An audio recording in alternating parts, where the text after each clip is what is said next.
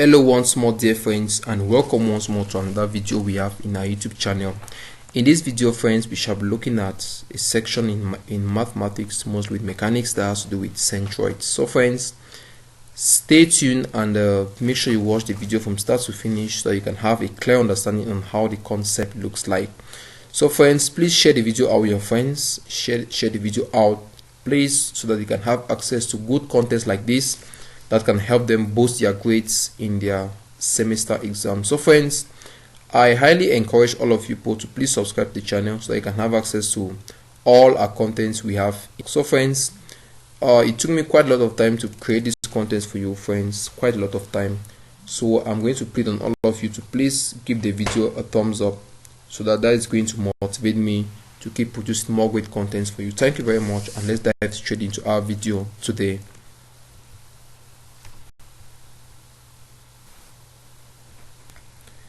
Okay friends, the question reads that in figure 1 above, ED is a portion of the curve y equal to 8 minus x squared, and ABCD is a rectangle in which BC is 4 centimeters and CD is 5 centimeters. We have it on screen already. Then the A part is saying that we should show by integration that the coordinates of the centroid of the portion OADE is 9 over 10, 86 over 25. Then the B part wants us to find the distance of the center of mass of the whole lamina OBCDE from OE. Alright, so friends, let's dive straight into it. To solve this problem, friends, all we need to do is start by guessing the area of the portion the area of the portion ABCD. Good. So now friends, we are going to be having the area, but we see that this our curve does not have the shape of things like the rectangle, the circle, the square, the cone, and so on, that we can easily get a formula to get its area. So at this point in time now, guys, all we have to do is to approximate the area using integrations. So we are now going to be looking at the definite integral going from 0 to 2 of y dx squared. That integral, guys, is simply going to give us simply going to approximate the area of this our curve from 0 to 2. Good. So friends, keep in mind that our y is 8 minus x squared, so we simply plug in 8 minus x squared. We are going to have the integral going from 0 to 2 of 8 minus x squared dx. So guys, integrating 8 minus x squared, I'm sure you guys can do it. That simply gives us 8x minus 1/3 x cubed. That is doing the reverse power rule, adding 1 to the power divided by the new power. We have 8x minus 1/3 x cubed. Good. The limits of integrations, guys, are going to be going from 0 and they'll be ending at 2. Good. That's what we have. So friends, if we plug in everything now, we are going to be having 8 into 2 minus 1/3 2 raised to the power 3 minus 0, because if we plug in 0 into all of these values, we are simply going to have 0 since all terms contain x. Good. So friends, if you simplify so well, we are going to be seeing an answer to be 40 over 3. That is the exact value for the area of this our portion OADE. Good. So friends, after having the area now, we need to now get the first moment of area about the x-axis. So we are going to have it, and that is simply given as the integral going from 0 to 2 of xy dx. Good. That's what we have. So friends, keep in mind that our y is still the curve we have here, so we simply have to multiply all through by x to get the value of xy. So by so doing, we are going to be having the integral going from 0 to 2, multiplying everything by x gives us 8x minus x cubed dx. Good. Integrating term wise, guys, we are going to have 4x squared minus 1/4 x to the power 4. Limits of integrations, guys, will be going from 0 and will be ending at 2. Good. So friends, simplifying everything now is going to give us the answer to be 12. That's the first moment of area about the x-axis. Good. That's what we have. Then friends, we need to also get the moment of area about the y-axis. By so doing, we are going to be looking at 1/2 times the definite integral going from 0 to 2 of y squared dx. Okay, that is the formula is given as friends. Then friends, keep in mind that our y is still our curve we have here. We put everything, we are going to have 1/2 times the integral going from 0 to 2 of 8 minus x squared, the whole quantity squared. Simplifying what is inside, guys, is going to give us 1/2 times the integral from 0 to 2 of 64 minus 16x squared plus x to the power 4. Integrating term wise, guys, simply gives us 64x minus 16x squared x cubed over 3 plus 1/5 x to the power 5. Good. Then friends, the limit integrations are going to go from 0 and will end at 2. Great, that's right. Then friends, if we plug in everything now, we are going to have our exact area. That is when we multiply us by 1/2. Keep in mind that this is 1/2 here. We are going to have our exact area to be 688 all that over 15. That will be the value for the moment of area about the x-axis. Good. Then friends, to get these coordinates, that is the x coordinate and the y coordinate of the centroid, we are going to see that the x coordinate is simply given as the value for the first moment of area about the x-axis divided by the area of the curve. Okay, since the area of the curve is a fraction, we simply multiply by the reciprocal. So we are going to be having the first moment of area about the x-axis, or coordinate of the centroid of this apportion. Yeah, the coordinate of the centroid of this apportion to be 12. 12 is simply the moment of area about the x-axis. We divide it by the area, okay, by the area of the curve, or we multiply by the reciprocal. So we are going to have 12 into 3 over 40, and simplifying, guys, gives us our answer to be 9 over 10 as we have here. Then friends, to get that about the y-axis, that is the y coordinate of the centroid, we are going to have it to be, as usual, guys, we are going to have the area about the y-axis by the area of the entire curve is the same like multiplied by the reciprocal. So we are going to have it, which is 688 over 15 multiplied by the reciprocal. That is going to translate into 86 over 25 as required here. Great. So friends, that's how we can prove this first part. So friends, just put in the comment section down below if there's something you didn't understand. I'm going to split it as soon as possible so that you can easily have the concept understood. Great. Let's move on to the next part now, the B part.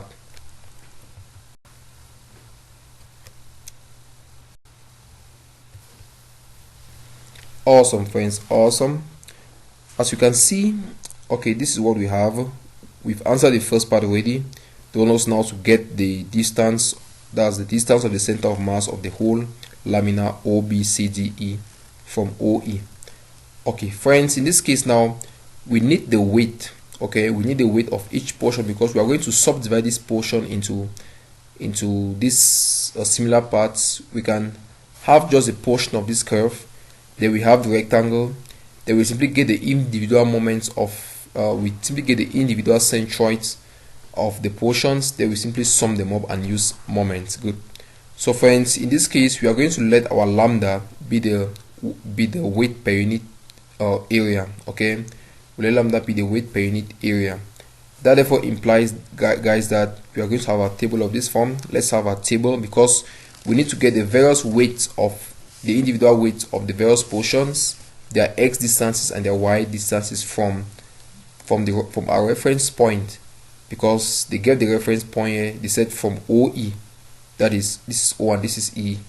So friends, if you notice, they are trying not, they still want us to get the x distances, but for the sake of understanding, guys, we are going to get also for the y distance. Okay, because most questions are going to tell you to get for both components, that is both the x and the y components. Good. So friends, we are going to be looking at the weights. Keep in mind that the weight is simply going to be the area times lambda, because we let our lambda to be the weight per unit area. So we are going to take the area and multiply by lambda to get the value of the weights. So friends, if you look at the portion OADE, that is OADE, it is simply the curve we have, right? And we got its area initially to be given as what, guys? To be 40 over 3.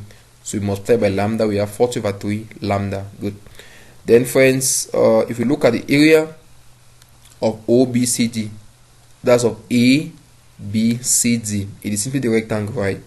To get the area of the rectangle, it's simply going to be length times width, and the length in this case is, we take 7 minus 2, that is 5, or the question gave us already to be 5 centimeters, multiply by the width. The width is simply 4, so we have 5 times 4, that gives us 20.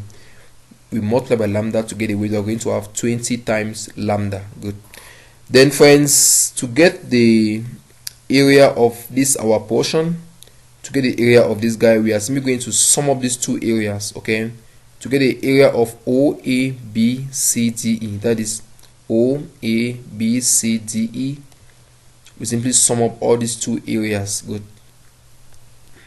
By so doing, we are going to have 40 over 3 plus 20, guys, and simplifying, we are going to have our answer to be 100 over 3 times lambda. Good.